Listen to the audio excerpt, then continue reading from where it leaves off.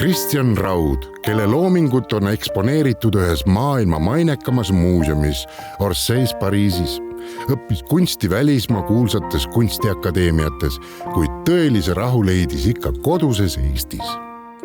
Oma loomingus otsis kunstnik regilaulust kantud poeesiat eestlaste elumurede, töö ja armastuse taga.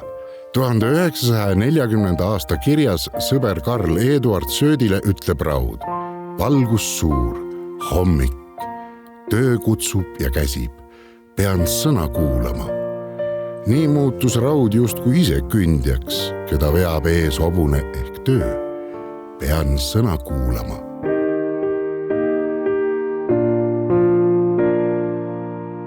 Muide, kas märkasite kündja õlal noort varest, rahvalugudest tuntud kui tarkuse lindu?